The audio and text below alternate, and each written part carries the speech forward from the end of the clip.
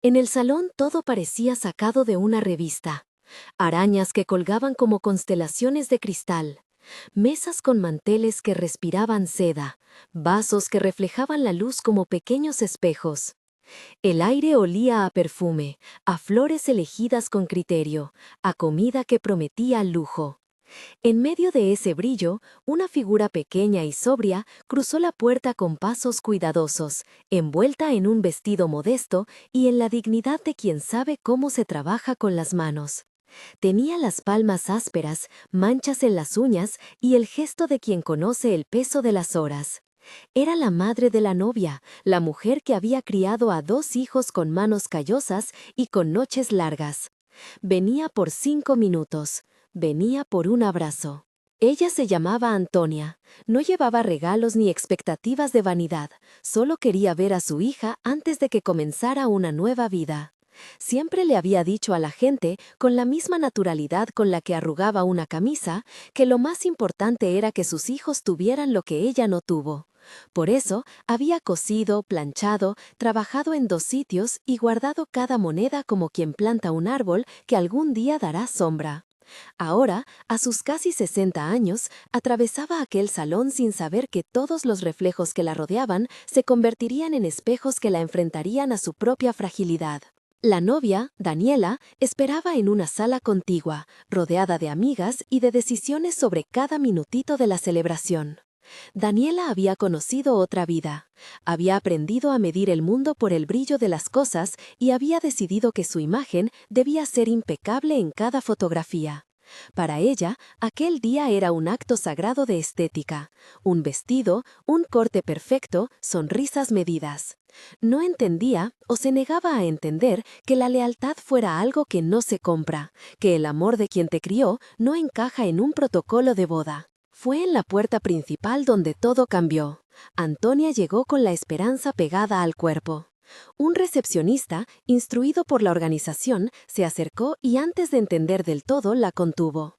«Lo siento, señora, la ceremonia está reservada a invitados», dijo, con la cortesía automática que recita frases y no mira ojos.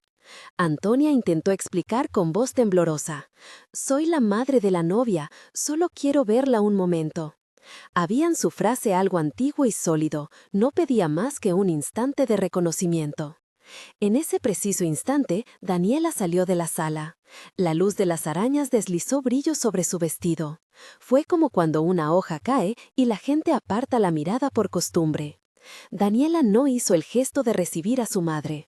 Por el contrario, se plantó frente a ella con una mezcla de desprecio y miedo a lo que la presencia de aquella mujer modesta pudiese mostrar de su propia historia. «¿Quién la ha dejado entrar?», preguntó, con una frialdad que cortó la sala en dos. Sus palabras no buscaban entender, buscaban borrar. «No puedes estar aquí, la gente va a hablar, no es apropiado». Fueron frases pequeñas, precisas, como piedras colocadas con intención, duras. No fue solo la orden lo que dolió, sino la manera, la inclinación de cabeza hacia los adjetivos de la madre, la demostración pública de rechazo. Invitados que hasta entonces sonrió por educación, sintieron el frío de la humillación atravesando el salón. Algunos apartaron la mirada, otros se quedaron inmóviles, midiendo cómo reaccionar. La mayoría prefirió la comodidad del silencio. Antonia se quedó en la entrada, intentó no llorar, intentó sostener la dignidad como una prenda que no se deshilacha.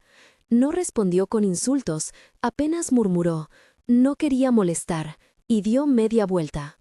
Fue Miguel quien vio todo. Miguel, amigo de la familia desde la infancia de Rafael, testigo de secretos, hombre de manos fuertes y de mirada clara, estaba cerca de la entrada. Había venido con un regalo y un nudo en la garganta por la felicidad del amigo. Pero aquel nudo se convirtió en alarma cuando lo que vio fue la expulsión de una madre. Miguel supo que no podía quedarse con la impotencia en la garganta. Sin pensarlo demasiado, abandonó la fiesta y fue en busca de Rafael, el hermano de la novia, que hasta entonces estaba ocupado entre saludos y fotos. Rafael estaba a punto de brindar. Tenía el traje impecable, las manos templadas, la sonrisa profesional de quien sabe modular las emociones por fuera. Pero cuando Miguel le cogió del brazo y susurró lo que había pasado en la puerta, el mundo de Rafael se resquebrajó con un sonido sordo. Recordó a su madre cosiendo retazos de pantalones, encendiendo la luz con la misma parsimonia, levantándose al alba para llevar algo a la mesa. Recordó la primera bicicleta que le compró vendiendo porciones de pan, los inviernos en los que él durmió para que ella descansara. Ella me crió sola, pensó Rafael, y el pensamiento no fue una frase, fue una reacción química. No toleró la vergüenza, no toleró que su propia hermana, delante de tanta gente, juzgara de manera tan despiadada a la mujer que había sacrificado su vida por ambos. ¿Qué harías en su lugar? Se puede preguntar cualquiera que esté oyendo esto. ¿Te quedarías viendo cómo se mancilla a quien te dio la vida o te levantarías sin medir las consecuencias? Rafael no se hizo esa pregunta más de lo necesario. Sabía que la historia requería una respuesta visible, una decisión que no se apague en el silencio. Así que con la tranquilidad del que no busca espectáculo sino justicia, se acercó al centro de la sala donde el micro y las luces hacían de altar temporal. Se oyó un silencio como el que deja el humo cuando el fuego se apaga. Las conversaciones se deslizaron a un segundo plano, las miradas se volcaron hacia él, al menos por curiosidad, por la expectativa de un gesto protocolario. Rafael tomó el micrófono y habló con voz clara pero sin aspavientos. «No habrá boda como la estaban planeando», dijo. No gritó, no humilló, simplemente nombró la verdad del acto que había ocurrido unos minutos antes. «Mi madre acaba de ser expulsada de esta sala. Fue humillada por alguien que debería haberla protegido. Para mí, eso es insoportable». Las palabras se plantaron en el aire y la sala contuvo la respiración. Daniela, en la penumbra de su propio día, se quedó muda. No estaba preparada para que su hermano pusiera en cuestión la coreografía que había preparado para su imagen. Los murmullos crecieron. Algunos invitados desviaron la mirada, incómodos por la tensión. Otros, en cambio, empezaron a percibir que aquella noche era ahora otra cosa, una oportunidad para elegir de qué lado estar. Miguel, junto a la barra, respiró con la sensación de que algo que debía romperse se estaba rompiendo. Rafael no improvisó más que lo necesario. «No quiero que esta noche sea la celebración de lo que aparentamos ser. No quiero que mi madre se vaya a casa con la vergüenza pegada al cuerpo. Si vamos a celebrar algo, que sea la dignidad». Y así, sin decirlo directamente para no sembrar odio, anunció que no seguiría con la ceremonia formal tal y como estaba prevista. Había una opción: seguir con el guión y aparentar, o desmontar lo codo y volver a lo esencial. Elegir la dignidad, elegir a su madre. Esa elección tuvo consecuencias inmediatas. Algunos invitados se alejaron, nerviosos por la falta de plan. Otros se acercaron. Daniela sintió cómo su mundo, construido sobre la aprobación ajena, se resquebrajaba. No era solo que Rafael tirara por la borda una imagen, era que revelaba la verdad de sus raíces, esa que ella había tan cuidadosamente olvidado. Se acercó a él con una mezcla de ira y miedo y trató de bajarle el tono. «No es necesario montarlo así, Rafa, podemos hablar luego». No había en esas palabras ningún arrepentimiento por lo que había hecho antes, solo la necesidad de controlar el daño a su propia reputación. Rafael la miró y advirtió que no había espacio para el cálculo. «No se trata de mi reputación», respondió, «se trata de mi madre». Fue una frase simple que hizo tambalear pasarelas internas. Luego salió. No esperó aplausos, no los necesitó. Salió con paso firme hacia la puerta, hacia la noche, hacia donde había dejado a la mujer que lo había sostenido. La sala quedó alborotada. Algunos aplaudieron en ese instante, otros protestaron en voz baja, pero nadie pudo ignorar el gesto. Encontrar a Antonia fue más sencillo de lo que muchos imaginaron. No se había ido muy lejos. Se había sentado en un banco, con el abrigo sobre las piernas, mirando al suelo como quien busca una explicación en las baldosas. Al verla, Rafael se arrodilló casi instintivamente, no por gesto teatral, sino porque su cuerpo reconoció que ante ella debían hablar otras lenguas. La abrazó con la fuerza que se tiene cuando uno comprende que ha de reparar un daño real. «Mamá», dijo, y el simple sonido de esa palabra fue una restitución, una señal de que no todo estaba perdido. Antonia lo vio, sorprendida por aquel despliegue público. No hubiera querido jamás ser el objeto de una puesta en escena. Su rostro, sin maquillaje ni filtros, era una geografía de vida. Él la tomó de la mano y la condujo de regreso al salón. No necesitó invitaciones, entró con ella como quien trae al corazón a su sitio.